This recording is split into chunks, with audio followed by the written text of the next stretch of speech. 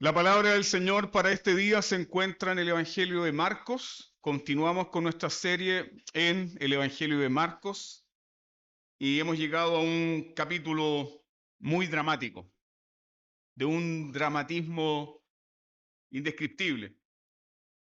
Y trata acerca de la muerte de Juan el Bautista. Y el título de este sermón es La muerte de un profeta y el fin de una conciencia muerta. Porque si bien es cierto, en sus Biblias dice la muerte de Juan el Bautista, pero al hacer un análisis mucho más profundo del texto, encontramos que no solamente está la muerte de Juan el Bautista, también está la muerte de un alma, la muerte de Herodes. Entonces vamos a concentrarnos en Marcos capítulo 6, desde el verso 14 al 29, para meditar juntos en la palabra de Dios. Si ha encontrado el texto, siga atentamente la lectura de la palabra del Señor.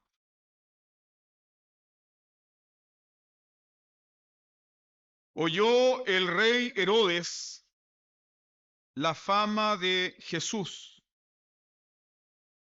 porque su nombre se había hecho notorio, y dijo: Juan el Bautista ha resucitado de los muertos, y por eso actúan en él estos poderes. Otros decían: es Elías, y otros decían: es un profeta o alguno de los profetas. Al oír esto, Herodes dijo: este es Juan, el que yo decapité, que ha resucitado de los muertos. Porque el mismo Herodes había enviado y prendido a Juan, y le había encadenado en la cárcel por causa de Herodías, mujer de Felipe, su hermano, pues había tomado por mujer. Porque Juan decía a Herodes: no te es lícito tener la mujer de tu hermano. Pero Herodías le acechaba y deseaba matarle, y no podía, porque Herodes temía a Juan, sabiendo que era varón justo y santo, y le guardaba a salvo, y oyéndole se quedaba muy perplejo, pero le escuchaba de buena gana. Pero venido el día oportuno en que Herodes, en la fiesta de su cumpleaños, daba una cena a sus príncipes y tribunos y a los principales de Galilea, entrando la hija de Herodías, danzó y agradó a Herodes y a los que estaban con él a la mesa. Y el rey dijo a la muchacha: pídeme lo que quieras y yo te lo daré. Y le juró: todo lo que me pidas te daré, hasta la mitad de mi reino. Saliendo ella, dijo a su madre: ¿qué pediré? Y ella le dijo: la cabeza de Juan el Bautista. Entonces ella entró prontamente al rey y pidió diciendo: quiero ahora mismo me des en un plato la cabeza de Juan el Bautista. Y el rey se entristeció mucho, pero a causa del juramento y de los que estaban con él a la mesa, no quiso desecharla. Y enseguida el rey, enviando a uno de la guardia, mandó que fuese traída la cabeza de Juan. El guarda fue, le decapitó en la cárcel y trajo su cabeza en un plato y la dio a la muchacha, y la muchacha la dio a su madre. Cuando oyeron esto sus discípulos, vinieron y tomaron su cuerpo y lo pusieron en un sepulcro. Amén.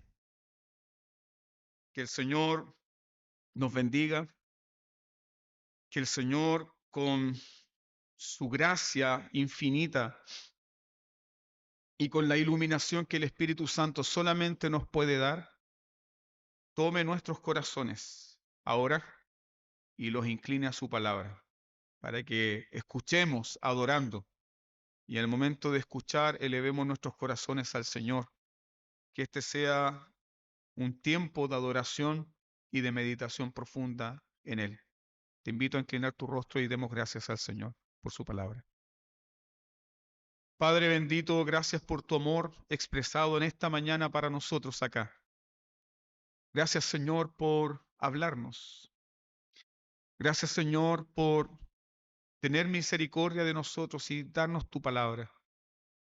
Señor, por nuestra propia justicia, que son como trapos de inmundicia delante de ti, no merecemos tu palabra.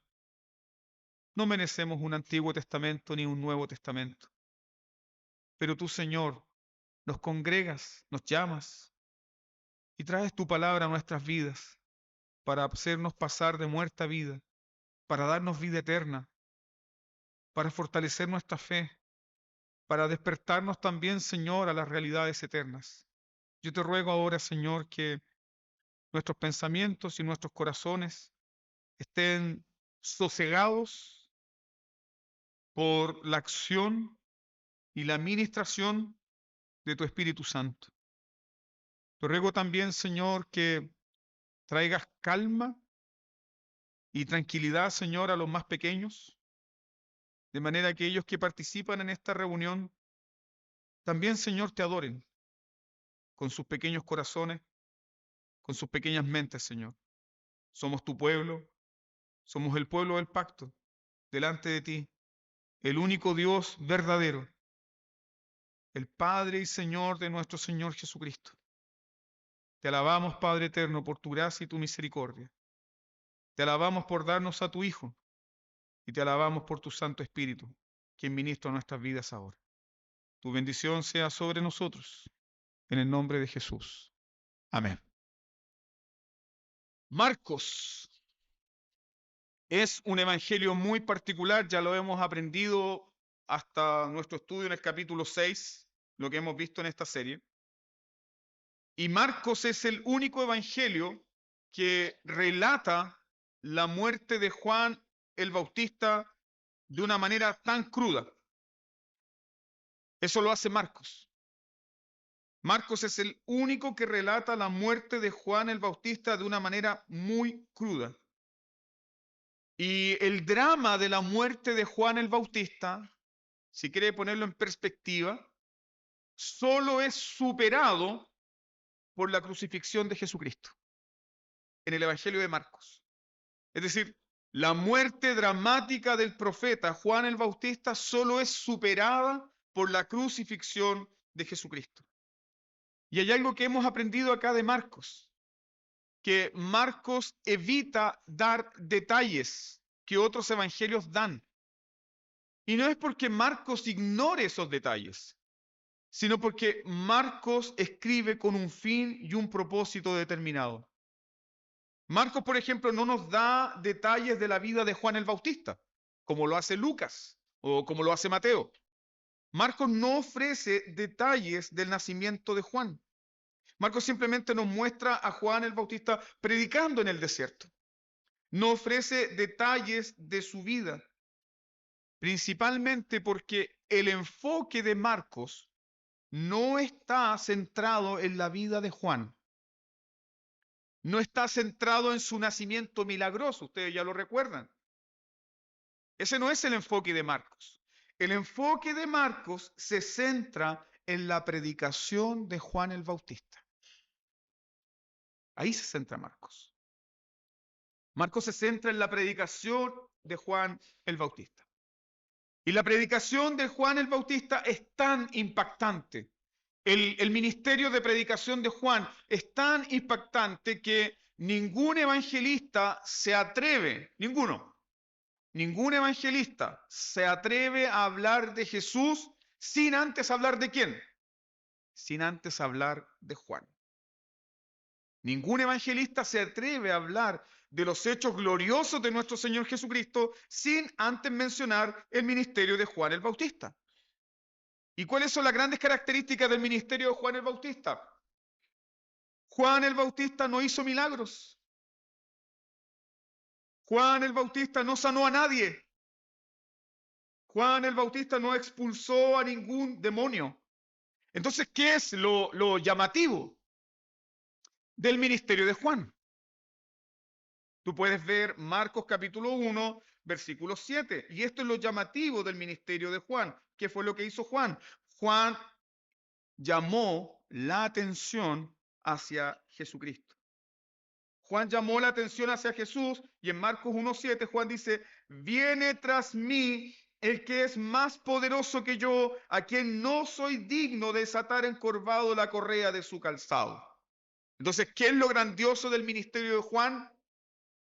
No señales, no milagros, sino de quién Juan nos habla. ¿De quién Juan nos habla?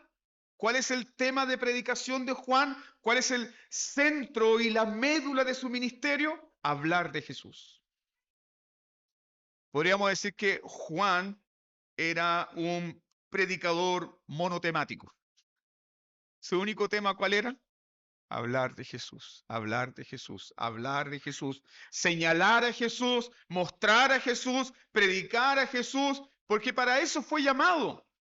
Él es el heraldo del rey. Él es aquel que le abre paso al rey. Él es heraldo del rey. Él es el heraldo que va de ciudad en ciudad, como lo hacían los antiguos heraldos, diciendo, he aquí el rey vuestro viene. Simplemente que Juan desarrolla su ministerio en el desierto. No tenía iglesia, no tenía templo, no tenía capilla, no tenía ningún lugar donde la gente iba a escuchar su sermón. Él estaba en el desierto llamando al arrepentimiento a las personas y señalando a Jesús. Ahora, ¿qué dijo Jesús de Juan el Bautista? Jesús dijo que Juan es el más grande de los nacidos ¿de quién? De los nacidos de mujer. Jesús dijo que de los nacidos de mujer no se ha levantado uno, ni se levantará otro, ¿como quién? Como Juan. Y cuando nosotros meditamos en aquello, es suficiente. Es suficiente para detenernos y meditar en la vida y en el mensaje de Juan. Eso es suficiente. Si nuestro Señor Jesucristo nos dice que no se levantará ninguno como Juan, eso llama nuestra atención. Llama nuestra atención profundamente a meditar en el mensaje de Juan y en el estilo de vida de Juan. Ahora un punto a destacar aquí del contexto de este pasaje. Y ustedes ya se han dado cuenta que todo lo que escribe Marcos, todo lo que Marcos narra de la vida de Jesús, Marcos lo hace con una intención. Debemos aprender eso y recordar eso, que los evangelistas son intencionales, escriben con una intención. Entonces, Marcos pone intencionalmente aquí la muerte de Juan el Bautista entre dos historias, entre dos narrativas. La primera narrativa la vimos la semana pasada. ¿Cuál era? ¿Alguien lo recuerda? ¿Cuál era la primera narrativa? La misión exitosa de los 12, ¿cierto? Y la segunda narrativa que vamos a ver el próximo domingo tiene que ver con la alimentación de los 5.000. Y ustedes se preguntan, ¿quién pondría la muerte en medio de esos dos acontecimientos de éxito? Es como raro, ¿no? Si tú estás escribiendo una novela, no pones algo así. Como muy raro, es como muy desordenado. Pero no es desordenado. Es intencional. Porque justo en el centro de la misión milagrosa de los 12 y la multiplicación de los panes y los peces, la alimentación de los 5.000, encontramos la muerte de Juan el Bautista. ¿Con qué intención hizo esto Marcos?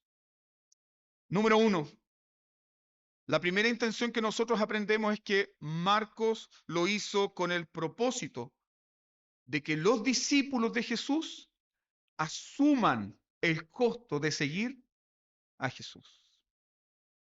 ¿Cuál es el costo de seguir a Jesús? ¿Cuál es el costo de seguir a Jesús? Nadie nos persigue en Chile. Nadie va a nuestras casas a raptar a nuestros hijos. Nuestras iglesias no están siendo quemadas. Misioneros, pastores, predicadores no están siendo quemados en las plazas públicas. Pero en otras partes del mundo eso sucede. Familias completas son asesinadas por el solo hecho de confesar el nombre de Jesús. iglesias con sus fieles son quemados. Entonces Marcos intencionalmente coloca la muerte de Jesús aquí para que tú y yo, que somos los lectores de este evangelio, asumamos el costo de seguir a Jesús. ¿El costo de ser un creyente? No.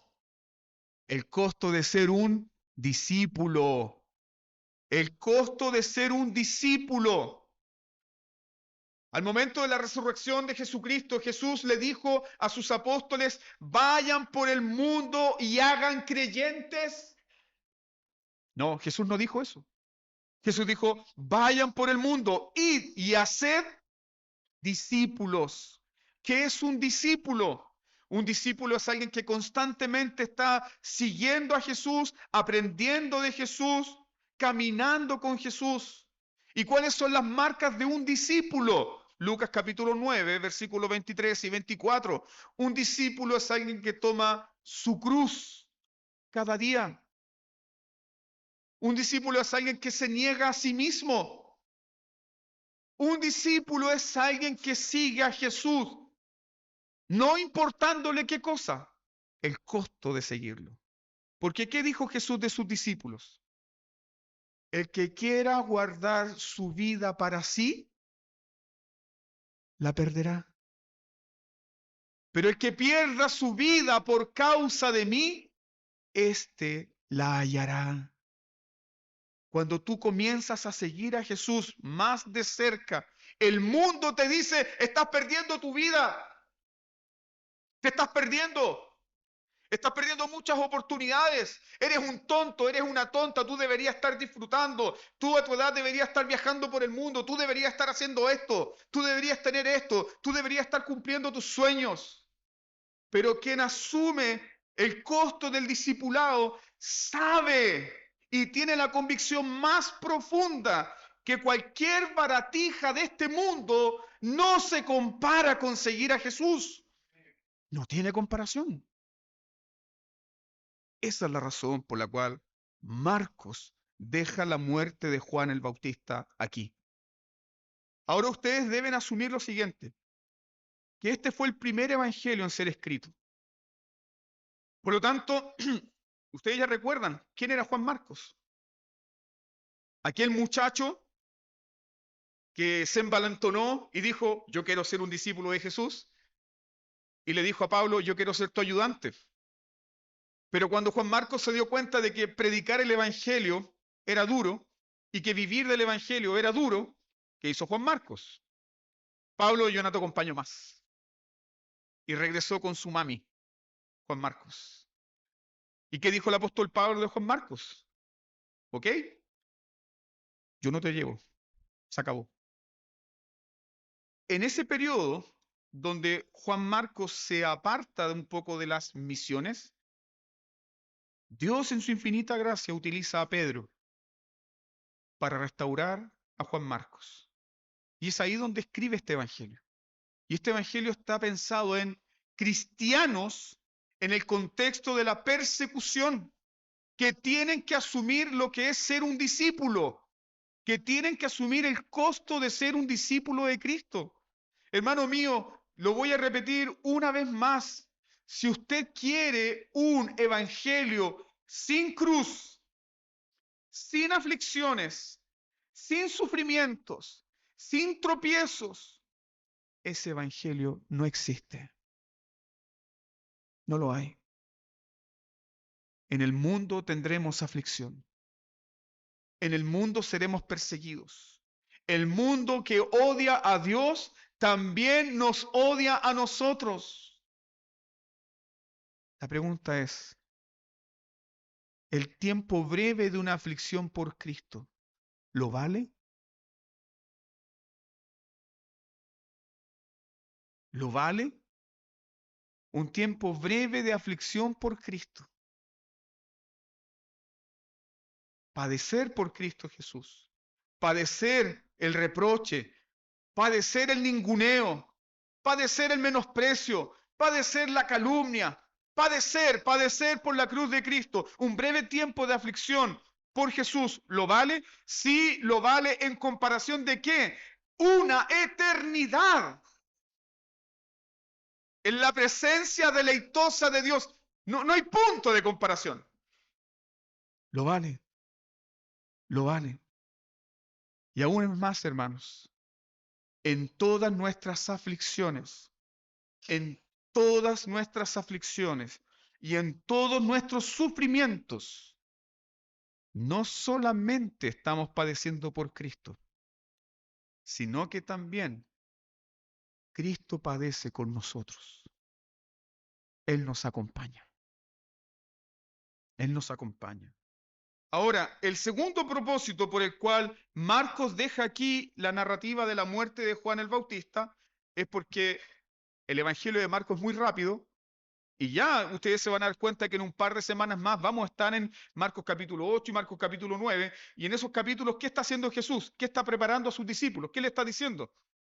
Voy a morir. El Mesías debe morir. No, ¿cómo, Señor? Señor, no te hagas tanto mal, quédate conmigo. Apártate de mí, Satanás.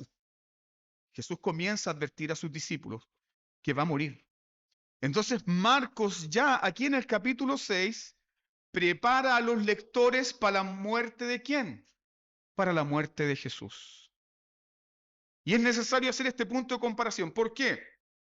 Porque así como Juan el Bautista es arrestado, es entregado y es ejecutado por una conspiración y a manos de un político corrupto, así también ¿quién?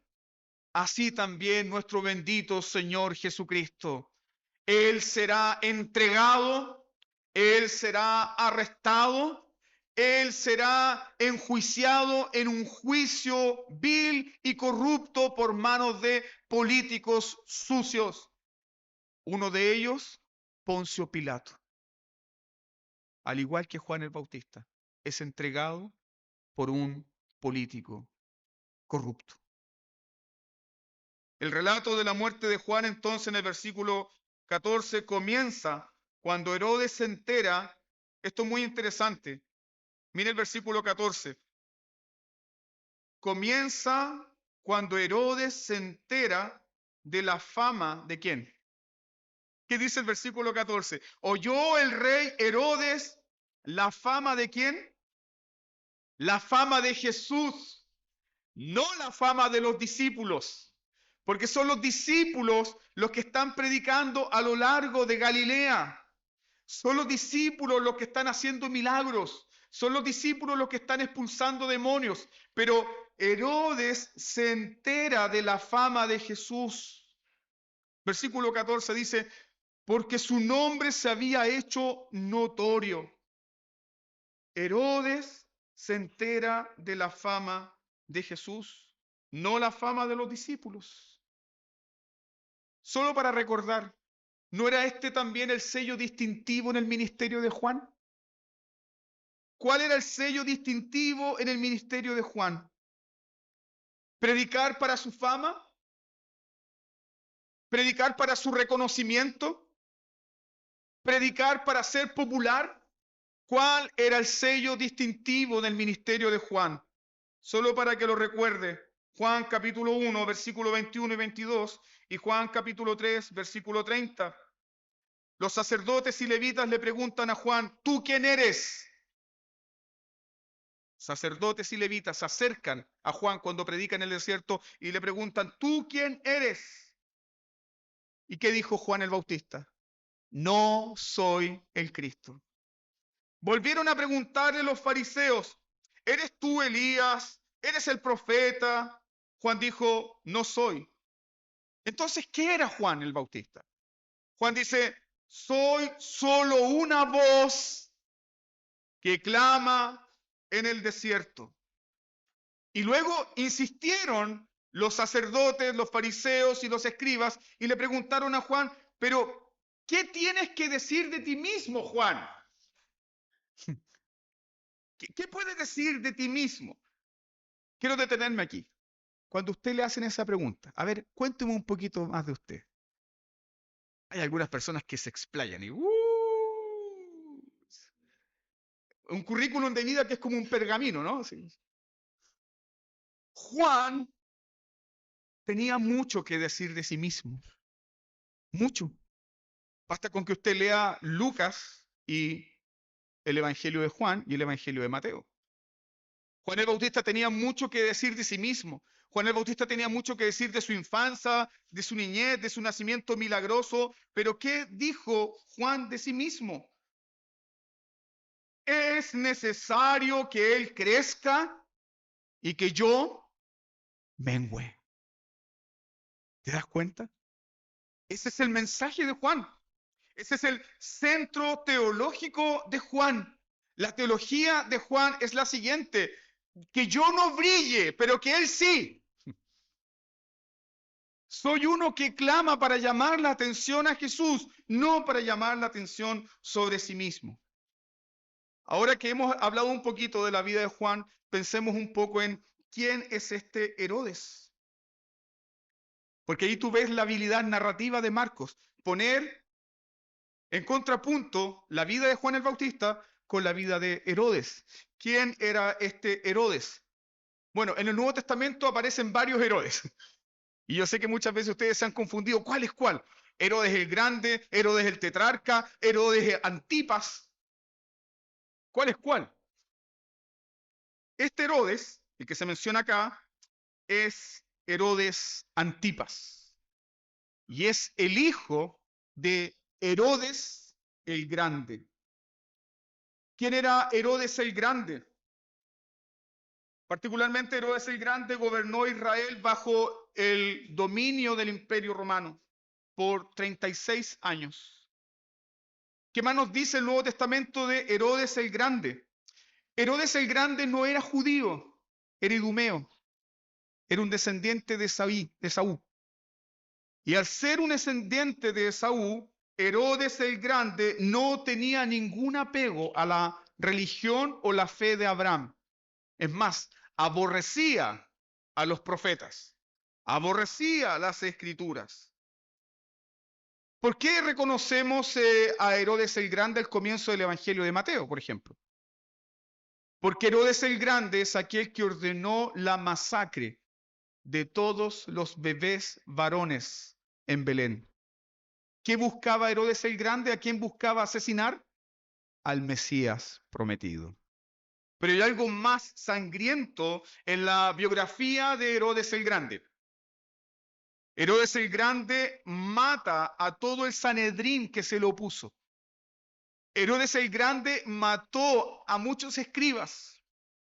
Herodes el Grande mató a sacerdotes. Y es más, Herodes el Grande mató a sus propios hijos cuando él intuyó que alguno de sus hijos podía hacerle sombra en el poder. Es decir, estamos hablando de un rey sanguinario, cruel, impío, sin ningún temor. Y cuando muere este rey, su reinado fue dividido por Roma en tres facciones. La primera de ellas fue la región de Galilea y Capernaum, que fue entregada a Herodes Antipas. La otra región o el otro territorio fue Judea y Samaria, que estaba al sur. Recuerden que Galilea y Capernaum están en el norte. Judea y Samaria están al sur. Judea fue entregado a Arquelao, que era otro hijo de este Herodes el Grande, pero Arquelao era el hijo tonto y no pudo mantener el reino. Entonces, ¿qué hicieron los romanos? Pusieron gobernador tras gobernador tras gobernador, y en los días de Jesús, el gobernador que habían puesto era Poncio Pilato. Pero había otro hijo de Herodes el Grande llamado Felipe el Tetrarca. Felipe el Tetrarca, quien finalmente sucede o es reemplazado por su sobrino Herodes Agripa. Justamente ese Felipe el Tetrarca es el hermano que se menciona aquí en este texto. Entonces, Herodes Antipas, hijo de Herodes el Grande. Y ustedes pueden pensar en, Si el padre era un sanguinario, un cruel, un impío, los hijos son más de lo mismo. Más de lo mismo. Este Herodes Antipas, o también llamado el tetrarca, era gobernador de esta región de Galilea donde Jesús está predicando. Gobernador de esta región de Galilea donde Jesús está predicando, y no era un rey, era un gobernador puesto por el Imperio Romano para mantener las cosas tranquilas ahí, pero él se hacía llamar rey y se daba banquetes como rey y vivía en opulencia como rey. Vivía en medio del lujo, vivía en medio de la pereza. Su palacio estaba en Tiberias, un lugar donde Jesús no fue, entre paréntesis. Su palacio estaba en Tiberias, muy cerca de Nazaret, muy cerca de Capernaum. Y esa es la razón por la cual este Herodes se entera de la fama de Jesús. ¿Por la misión de quién? La misión de los 12, que están recorriendo toda la región de Galilea. Y cuando llega a los oídos de este Herodes Antipas la noticia de Jesús, él recuerda lo que había hecho con Juan el Bautista. El texto dice, este es Juan, el que yo decapité. Este es Juan, el que yo decapité. Detengámonos acá. En la vida de Juan el Bautista y Herodes, nosotros encontramos una ilustración vívida de lo que es la vida del reino de Dios y la vida del mundo. Esa ilustración está ahí. ¿Por qué? Porque Juan, su estilo de vida era austero y sencillo. Juan viste túnicas de lujo, pelo de camello.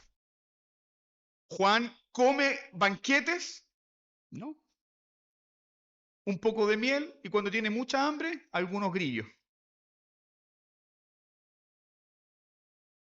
Juan vive en un palacio, no, en el desierto. Parece un desadaptado, ¿no? ¿Y por qué Juan está viviendo así? Porque su forma de vida, porque su estilo de vida es una protesta pública al estilo mundanal de vida que tenían muchas personas en los días de Jesús. Entonces, si comparamos a Juan el Bautista con Herodes, Herodes era extravagante. Herodes era vulgar. Juan el Bautista era piadoso. Herodes era un impío, mientras que Juan el Bautista era un hombre justo y de una rectitud moral. Herodes era un pusilánime, mientras que Juan el Bautista, ¿cómo era? Valiente y decidido por el reino de Dios. Herodes era un esclavo del pecado y de sus pasiones más bajas, mientras que Juan el Bautista era un siervo de ¿qué? Un siervo de la justicia, un siervo de la verdad. ¿Qué hizo Juan el Bautista? Llamó al arrepentimiento a toda una nación. Desde el rey o gobernador en su trono hasta el mendigo de la calle, a todos los llamó al arrepentimiento. Juan no se acobardó con nadie. Cuando llegaron los saduceos, cuando llegaron los escribas, cuando llegaron los sacerdotes, los levitas a las riberas del Jordán, Juan les dijo, generación de víboras, ¿quién les ha enseñado a ustedes a escapar del juicio venidero? No crean que porque se están bautizando aquí van a escapar del juicio. Ese era el mensaje de Juan. Ustedes deben hacer frutos dignos de arrepentimiento. ¿Te gustaría que Juan te predicara todos los domingos? A veces en los seminarios se dan cursos de homilética y algunos cursos de homilética tienen un ramo especial que es aplicación. Y es muy interesante esto porque los profesores dicen, bueno, estas son las técnicas de aplicación. ¿Cómo debemos aplicar la palabra de Dios a una congregación? Yo creo que si Juan el Bautista hubiese tomado ese curso, le ponen un 1.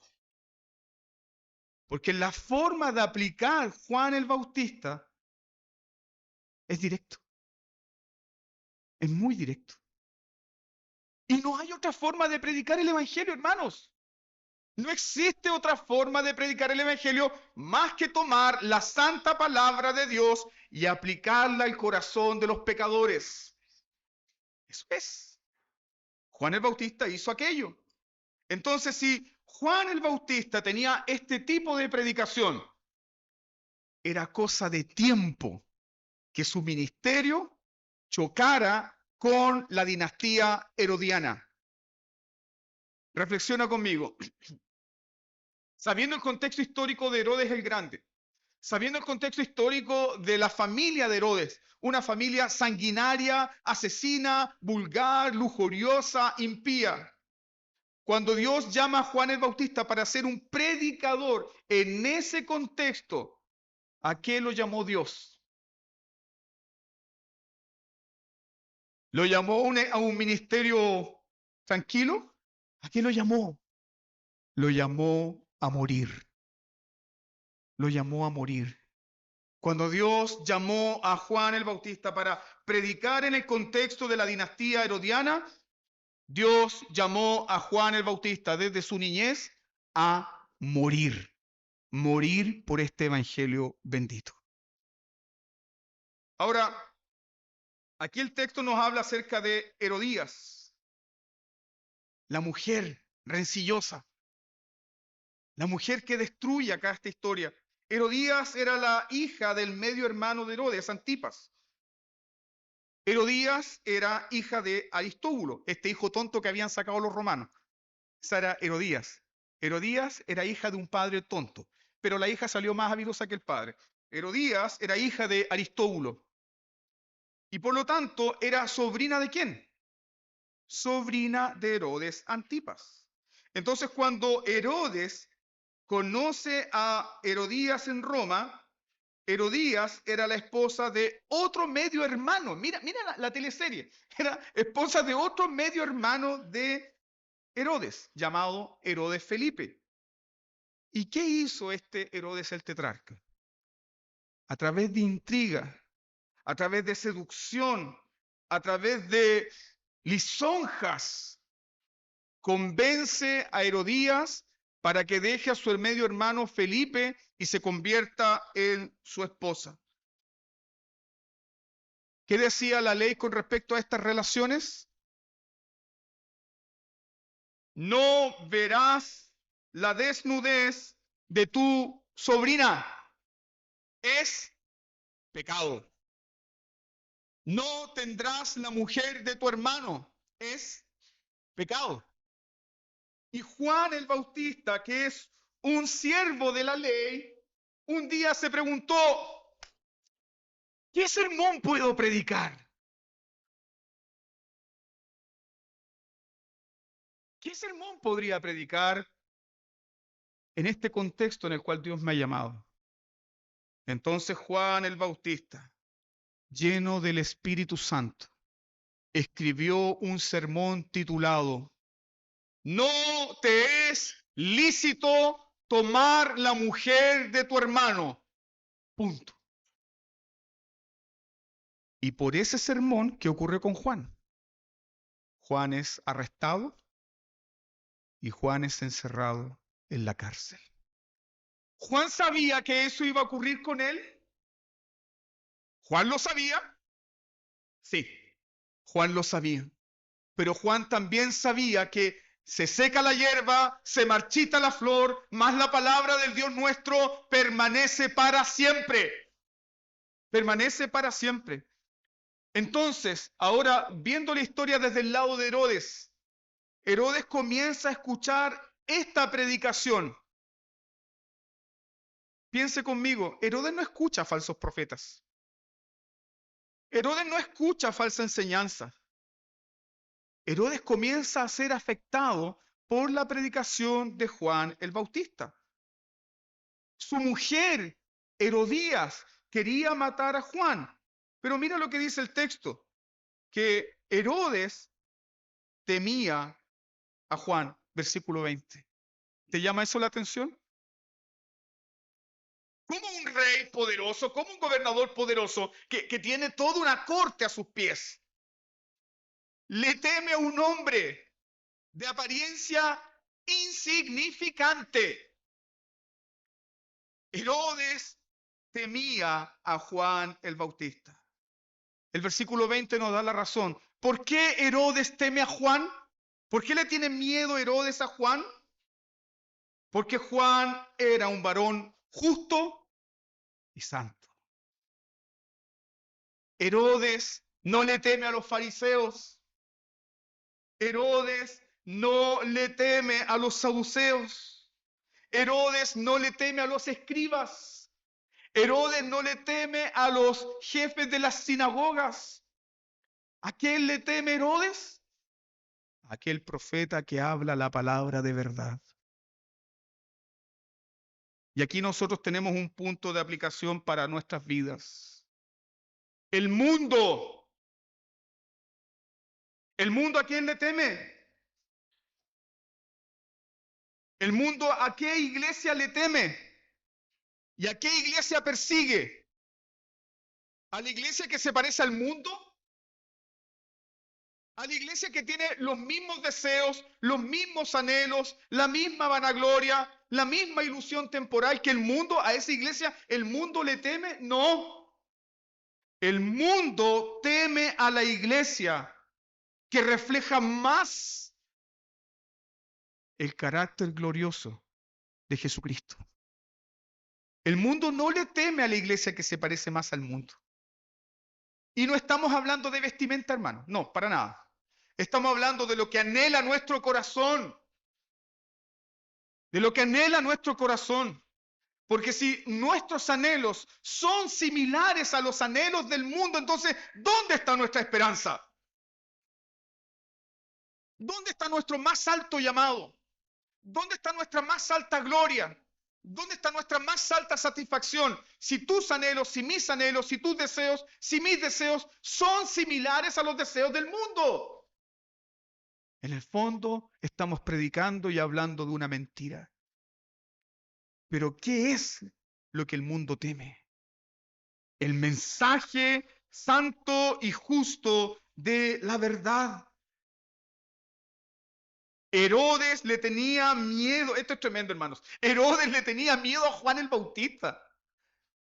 Muy similar a una narración del Antiguo Testamento con Elías y un rey.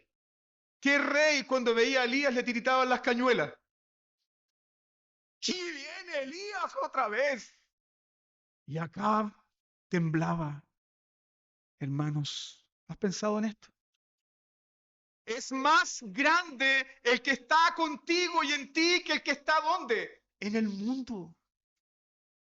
Los cristianos somos de temer. No porque somos grandes o poderosos, somos ovejas torpes. Pero en medio de estas ovejas torpes, ¿quién está? El Rey Jehová de los ejércitos. Su presencia está con nosotros. Entonces, Herodes, como le tenía miedo a Juan el Bautista, ¿qué hacía Herodes? El texto llama la atención a esto. Mira, por favor, el versículo 20. Si tiene un lápiz ahí, subraya esto. Dice, Herodes temía a Juan sabiendo que era varón justo y santo y le guardaba a salvo. Y oyéndole se quedaba muy perplejo. Pero, dice Marcos, ¿qué hacía Herodes? Le escuchaba de buena gana. Es como muy paradójico esto. ¿Cómo te gusta que te den palo? Pero Herodes se acercaba a Juan para escucharle. Y Marcos nos dice que Herodes le escuchaba con gusto. ¿Por qué causa, motivo, razón, Herodes escuchaba con gusto la predicación de Juan? Porque la predicación de Juan era como aire fresco. Era como una corriente de aire fresco en medio de toda la putrefacción y de la inmundicia moral que rodeaba a Herodes. ¿Quién no quiere recibir aire fresco cuando está lleno de contaminación? Herodes estaba rodeado de inmundicia. Herodes estaba rodeado de descomposición moral. Herodes estaba rodeado de personas que lo halagaban y lo adulaban todo el día, y de pronto se encuentra con un hombre que le dice de frente: no te es lícito tener la mujer de tu hermano. ¡Pum! Eso fue una corriente de aire fresco en la vida de Herodes. Eso era Juan. Pero aquí hay algo que debe hacernos temer a nosotros. Tú puedes tener la misma disposición de Herodes. ¿Cuál disposición? Someterte a una predicación bíblica, someterte a una predicación reformada, someterte a una predicación que es explícita en hablar del pecado como pecado, someterte a una predicación que es explícita en llamarte al arrepentimiento y la fe, y aún así seguir como Herodes, no abandonando el pecado, no dejando el pecado, sin arrepentimiento. Entonces, ¿por qué razón a Herodes les gustaba escuchar el sermón de Juan?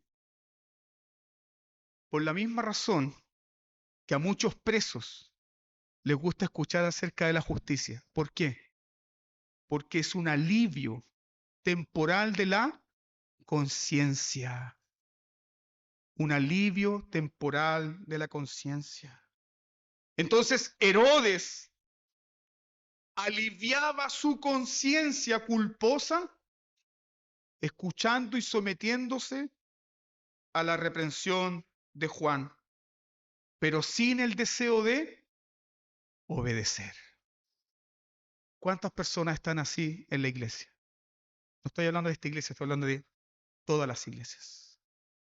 ¿Cuántas personas domingo a domingo se sientan a escuchar la palabra de Dios, el mensaje del evangelio, una predicación bíblica, sin el deseo de arrepentirse, sin el deseo de darle vuelta la espalda al pecado, sin el deseo de servir a Dios genuinamente?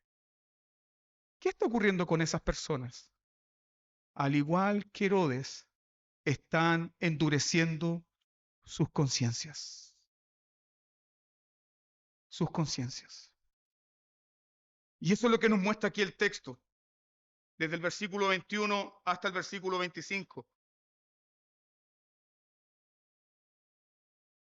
Herodes comenzó a endurecerse mientras escuchaba a Juan el Bautista. Es más, nosotros podríamos meditar que Herodes admiraba a Juan el Bautista, porque por algo el texto dice que Herodes lo protegió y lo tenía en su palacio protegido.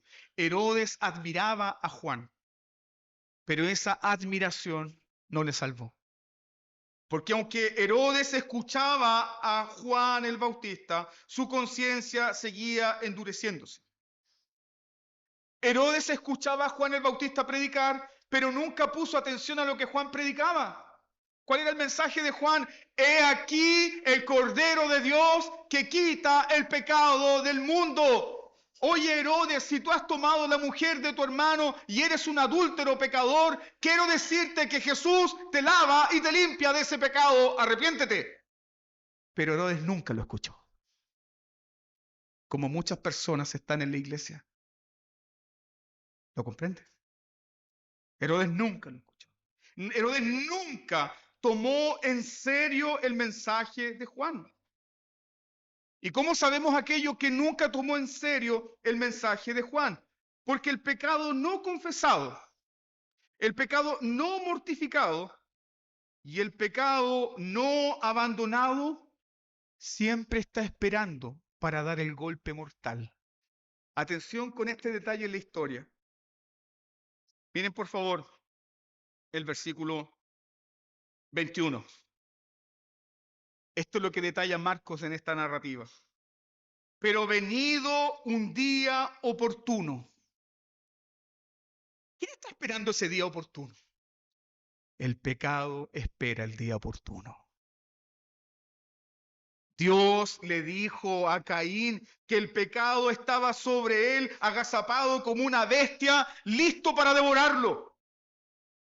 esperando el momento para devorarlo. El pecado es paciente, el pecado espera el día oportuno. ¿Para qué? Para dar el zarpazo mortal y hacerte caer definitivamente. Usted puede jugar con el pecado. Usted puede coquetear con el pecado en secreto. Pero el pecado te va a matar. El pecado está esperando el momento oportuno. El pecado está esperando el día oportuno para destruirte. Y es así con la vida de Herodes. Herodes escuchaba a Juan el Bautista mientras seguía sin arrepentimiento. Herodes escuchaba el mensaje de la predicación sin darle vuelta a la espada al pecado. Pero el pecado esperaba el día oportuno. ¿Cuál fue el día oportuno? El día donde hay relajo. El día de su cumpleaños. Si hay alguien de cumpleaños aquí, ojo con el cumpleaños. El día de su cumpleaños. ¿Sí? Era el día del cumpleaños de Herodes. Justo en el día de su cumpleaños. Fue el día en que el pecado y Satanás esperaban para dar el golpe mortal. Esa es la razón por la cual la Biblia nos dice lo siguiente. Si hoy se te llama al arrepentimiento, no endurezcas tu corazón. La fiesta de cumpleaños de los herodianos estaban llenas de lujuria, hermanos. En estas fiestas de cumpleaños había lujuria, borrachera, desenfreno y algo que dice el texto, era una celebración solo para ¿quién? Solo para hombres. Porque el texto destaca los príncipes, los tribunos y los principales. Pero había alguien que estaba esperando agazapadamente. Herodías. Herodías esperó el turno. Y Herodías convenció a su hija para que ofreciera un baile sexual erótico a Herodes. Es decir, esta mujer malvada, perversa, no tuvo temor de utilizar a su propia hija como una carnada, como un señuelo, como un anzuelo, para cazar la voluntad de Herodes. ¿Qué aprendemos de esto? El pecado no juega contigo. El pecado conoce muy bien cuáles son tus deseos, cuáles son tus anhelos. Te estudia y espera el momento oportuno para dar el golpe final. Ahí estaba Herodías convenciendo a su hija de que bailara delante de Herodes. La convenció de que bailara delante de Herodes como una verdadera prostituta. Herodías ofreció a su hija como una carnada. Y luego de que la hija de Herodías baila delante de Herodes, Herodes, de una manera asombrado por el baile, le dice a esta muchacha, pídeme lo que quieras y te lo daré. ¿Qué hace el pecado contigo? Te muestra un deseo, te muestra algo que conseguir, algo que puedes obtener. ¿Y estás dispuesto a darle qué? Estás dispuesto a darle todo. Eso hace el pecado. Pídeme lo que quieras y yo te lo daré. ¿Por qué hace eso el pecado? Porque el pecado siempre afecta nuestros deseos. El pecado viene a prometer y a hablar y a excitar nuestros deseos. Y cuando nuestros deseos son encendidos por el pecado, ¿la voluntad tiene freno? No, ya es muy tarde. La voluntad ya no tiene freno. Y eso fue lo que ocurrió con Herodes. Su voluntad ya no tenía freno. Y su voluntad sin freno, ¿qué dijo? Te daré todo hasta la mitad de mi reino. Lo cual era una mentira. Porque quienes gobernaban eran los romanos. ¿Te das cuenta, hermano? La niña entonces dijo, ¿qué pediré?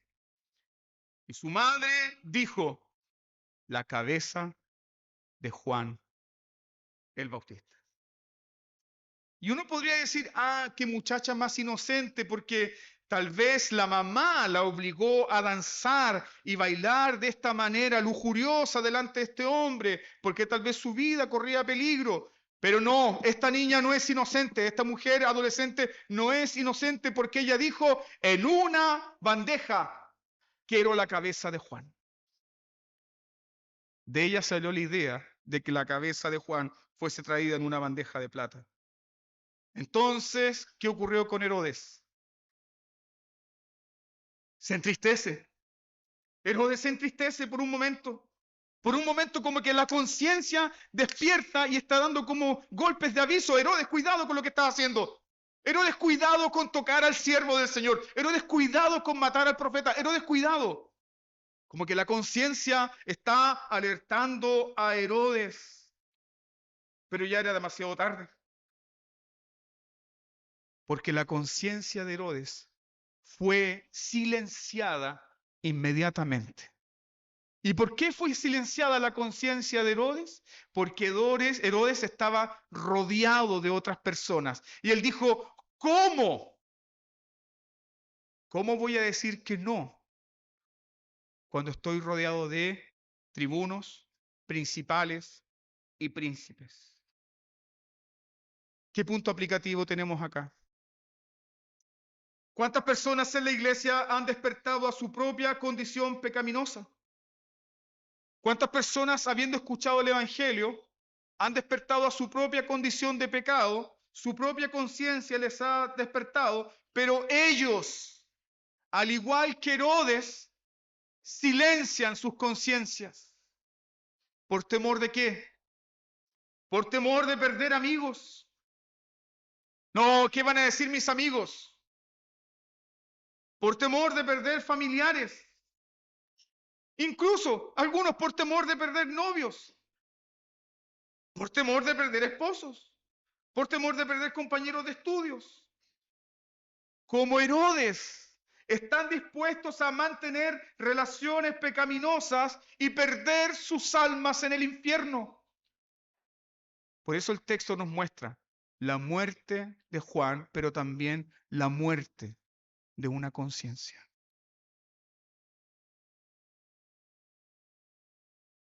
Te pregunto en esta mañana, amado hermano,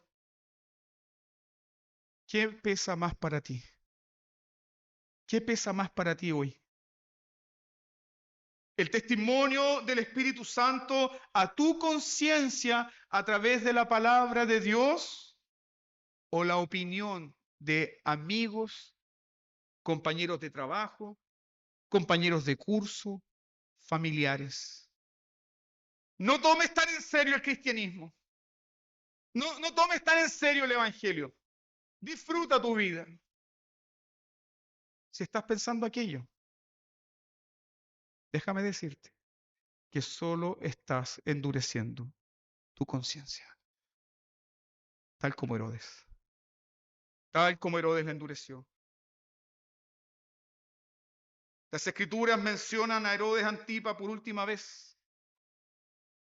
Y me gustaría que lograra comprender esto en esta mañana.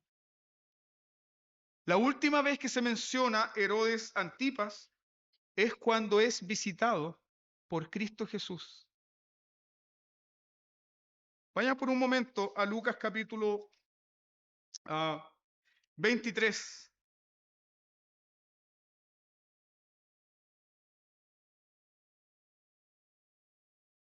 Lucas 23, verso 8 al 11.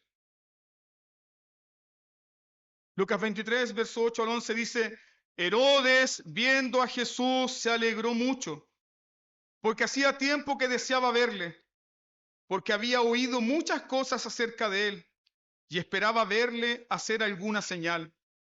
Y le hacía muchas preguntas, pero él nada le respondió. Y estaban los principales sacerdotes y los escribas acusándole con gran vehemencia. Entonces Herodes, con sus soldados, le menospreció y le escarneció, vistiéndole de una ropa espléndida, y volvió a enviarle a Pilato. ¿Hubo oportunidad para el arrepentimiento para Herodes? Sí lo hubo. ¿A través del ministerio de quién? a través del ministerio de Juan. Pero cuando pasaron los años y Herodes tiene enfrente al mismísimo Señor de la gloria, Herodes no contempló a Jesucristo, el camino, la verdad y la vida. Herodes no contempló al Cordero de Dios que quita todo pecado. Herodes no contempló al Salvador. ¿Sabe lo que hizo Herodes entonces? Se burló de Jesús, lo escarneció, lo humilló y lo menospreció.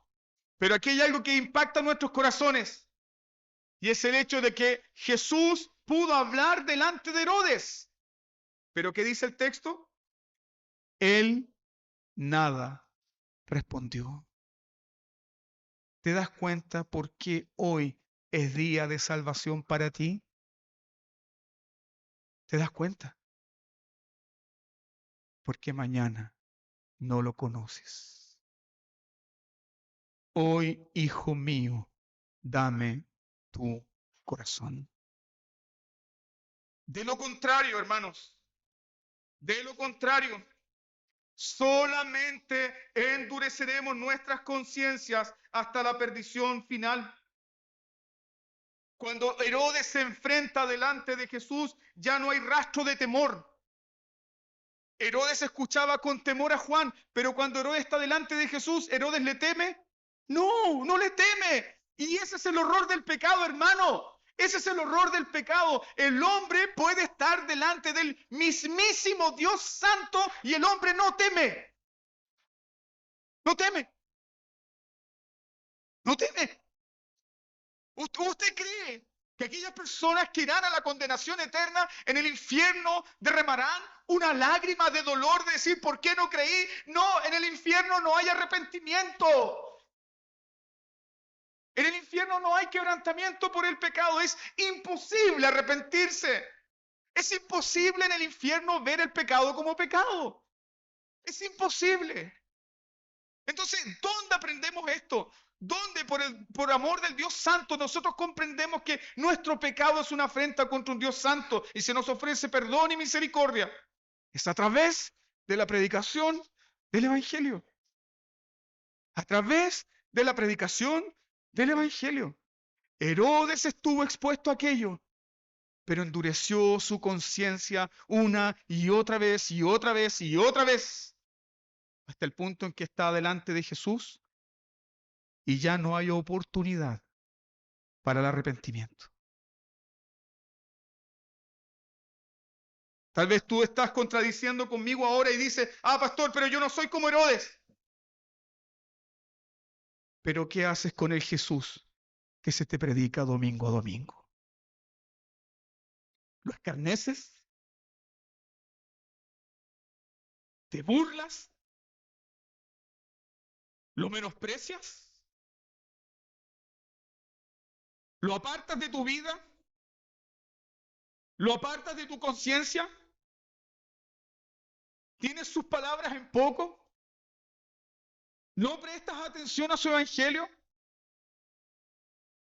¿Qué hacemos con el Jesús que se nos predica domingo a domingo?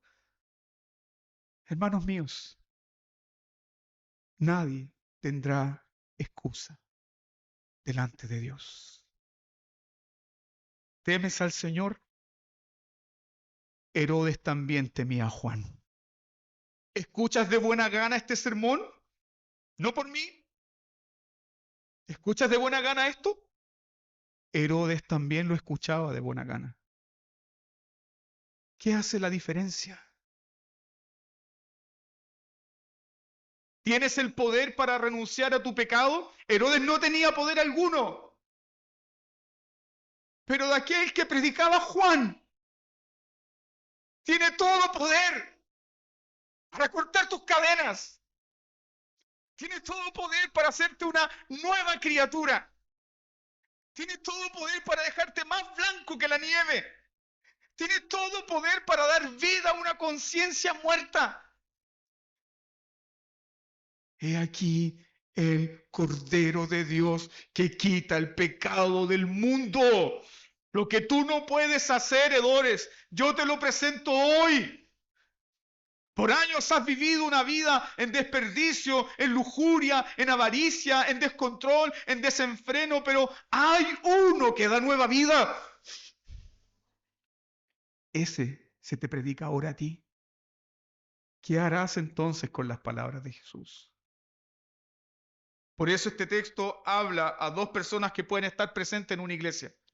Un incrédulo, alguien que no cree, alguien que es llamado al arrepentimiento ahora. Pero también nos habla a nosotros los cristianos, que creemos y que nos mantenemos creyendo y que perseveramos en creer. ¿Qué nos dice el Evangelio a nosotros? Que una conciencia desatendida pronto comienza a perder sensibilidad y dolor al pecado. Pero una conciencia viva, el pecado le duele más. Pero una conciencia que ha perdido esa sensibilidad, el pecado le da lo mismo. Y junto con el pecado que le da lo mismo, el Evangelio también. ¿Sabe lo más terrible para un predicador? Que no se borra nunca de la mente de un predicador. Es ofrecer el Evangelio y ver y contemplar a personas rechazarlo para huir a la condenación eterna. No sea así con nosotros. No sea así contigo. Que no sea así. ¿Hay pecado en tu vida? Bueno, se te predica a Jesús. Se te ofrece a Jesús aquí y ahora. Hay áreas en tu vida desordenadas, igual que Herodes. Se te ofrece un libertador. Hay oscuridad en tu corazón y en tu mente. No endurezcas tu conciencia. Si tu conciencia ahora te está alertando, ahora es el momento oportuno. Te invito, amado hermano, a doblar tus rodillas y a inclinarte delante de Jesús, que está en medio nuestro. Demos gracias al Señor por su palabra.